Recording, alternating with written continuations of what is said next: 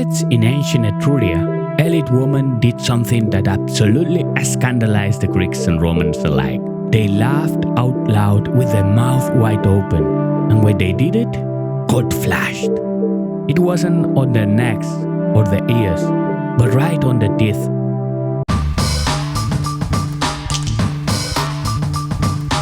What they had in their mouth wasn't traditional jewelry, but rather bands of pure gold crafted by master goldsmiths that wrap around their natural teeth to anchor replacements.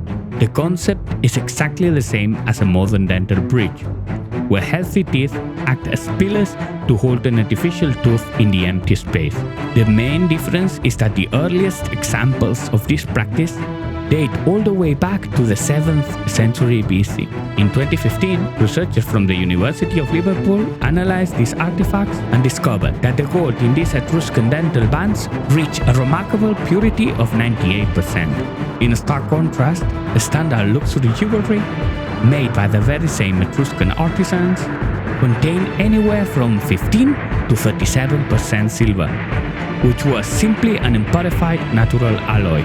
The dental gold had to be exceptionally pure because the process required extreme malleability. With that level of purity, the gold could be easily bent and custom fit directly inside the patient's mouth. The band was molded right over the tooth, hugging it tightly so it locked into place. Until recently, this advanced refining technique, packing natural gold foil in salt inside pottery pots and heating it for days, was credited to the Lydian king Croesus in the 6th century BC.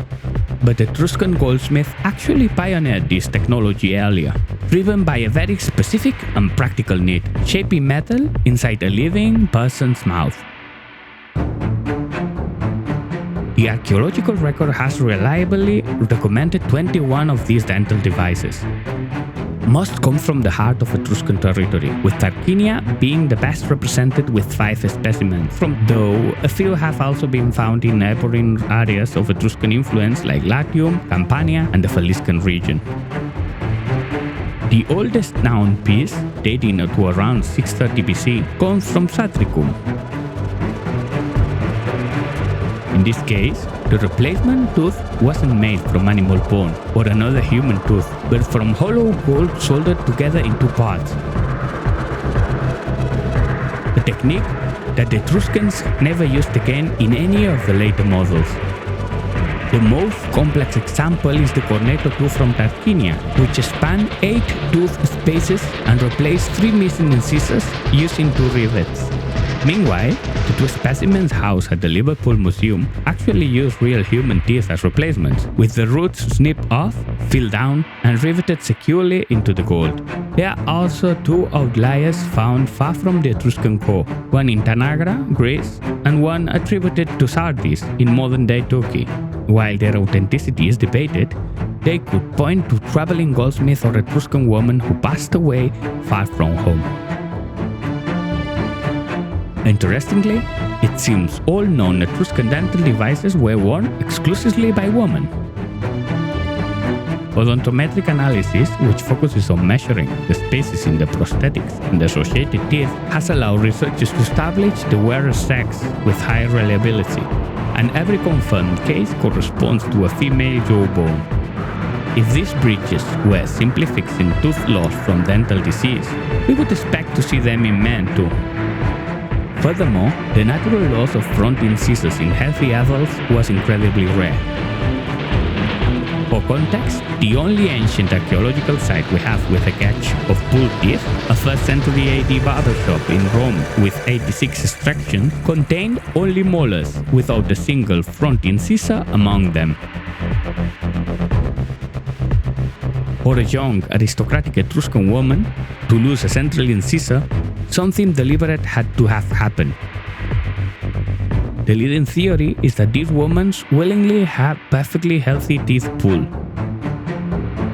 It was likely a rite of passage or a profound status symbol, a gesture by a social class so wealthy they could afford to replace something that others couldn't afford to lose. Even in Neolithic Italy, there is evidence of intentional tooth extraction in female skeletons, again exclusively targeting the front canines and incisors.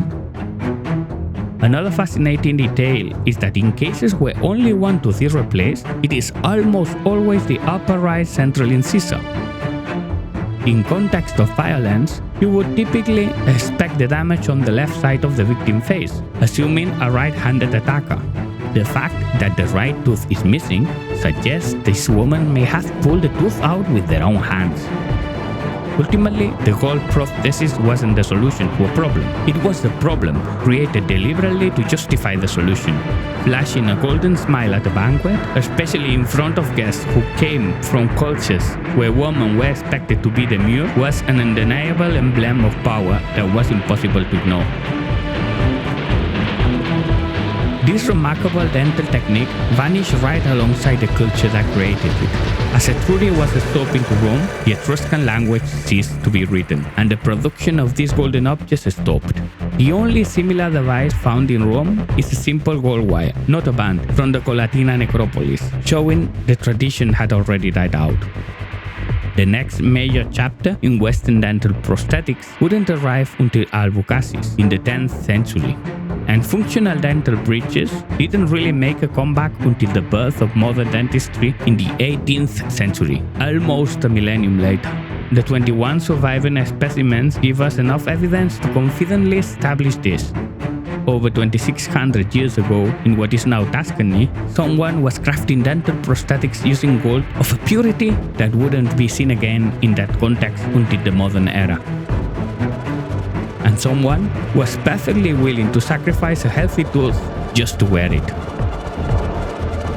These Etruscan women wore their status right on their teeth, but they weren't the only women in the ancient world who used their bodies as emblems for power. On our channel, you'll find a video about Roman women at the bath, exercising, competing, and winning in sports that are frequently associated exclusively with men.